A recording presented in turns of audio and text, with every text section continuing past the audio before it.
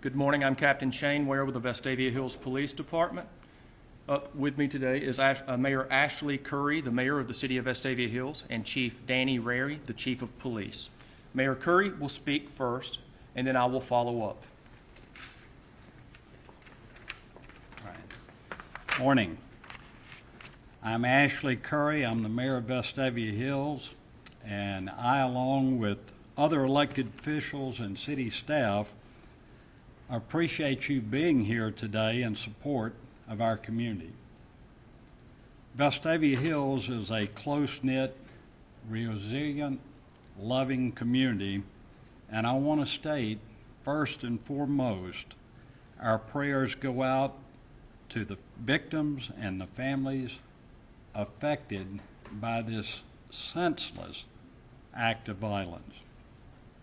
Our Vestavia Hills chaplains, along with members of St. Stephen's and other local churches, are providing grief support for the families and the first responders that were present at the scene of this horrific act. We also greatly appreciate all of the external agencies and local businesses who have offered their assistance. Our police, with assistance from other law enforcement agencies, handled this crisis in an exemplary manner, and I am grateful for the mutual aid and cooperation between all the agencies involved. Thank you.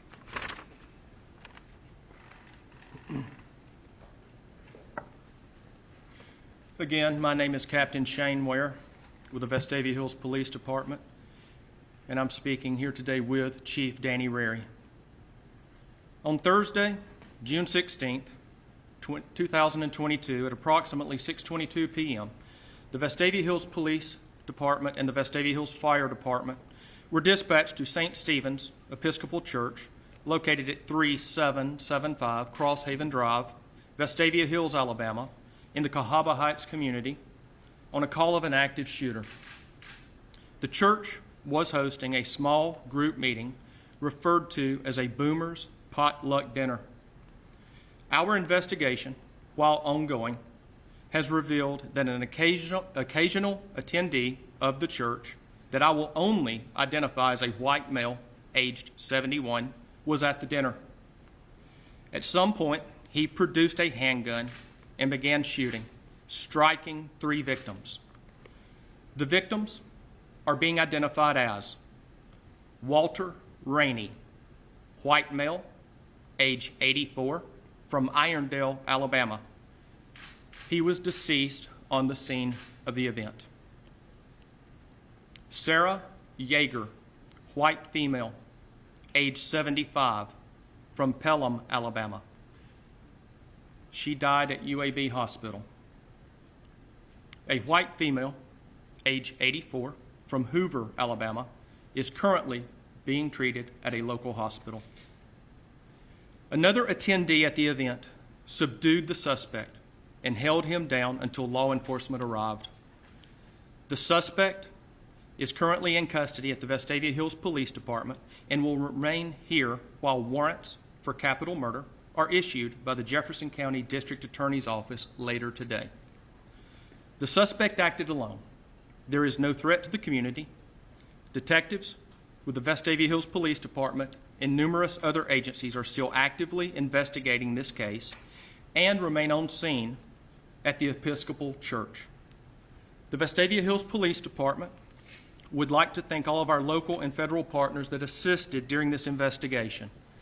That includes the Mountain Brook Police and Fire Departments, Shelby County 911, the Hoover Police and Fire Department, the Jefferson County Sheriff's Office, the Shelby County Sheriff's Office, the FBI, the ATF, the United States Marshal Service, the Pelham Police Department, ALEA, the Jefferson County District Attorney's Office, the Jefferson County Coroner's Office, and the Rocky Ridge Fire Department. All subsequent updates will be released through the Vestavia Hills Police Department Facebook page and traditional press releases. I will have a copy of this available for you upon the conclusion of today's event.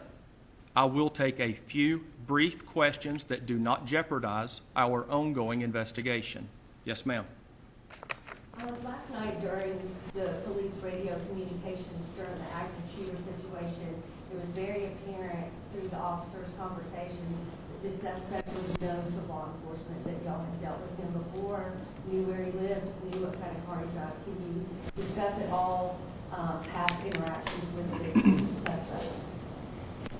Any past interactions involving this suspect are currently still being investigated by numerous agencies. It would be premature at this time for me to go into that topic. Captain, how many people were inside of the church at the time this was happening? You described the situation in which a fellow parishioner subdued the shooter. How critical was that in saving lives? It was extremely critical in saving lives. The person that subdued the suspect, in my opinion, is a hero. I don't know how many people were in the meeting at the time of the event, but the person that subdued him is a hero. No idea ballpark how many people were there? I don't want to speculate. Yes, ma'am. Can you talk about just the suspect's motive at this point? He had already been an attendee at the church, do we know? Because we've had targeted attacks at churches recently. What I'm able to tell you is that, yes, the suspect has previously attended services at this church. But as far as the motive behind this event, it is still being looked into by too many agencies, and it would not be appropriate for me at this time to speculate on that. This will be my last question. Yes, ma'am. Captain Ware, can you tell us why you're choosing to withhold the suspect's name? But first of all, the warrants have not been issued yet by the Jefferson County District Attorney's Office. I believe the suspect's identity will be released as soon as the warrants are signed. Okay? A copy of this will be available for each of you to pick up if you need it in the lobby. All subsequent press releases and media releases will be handled by our Vestavia Hills Police Department Facebook page and traditional media releases that are emailed to many of you now. If you need to provide me with an email address so that we can email this to you, leave it with the employees at the receptionist desk in the lobby. Thank you.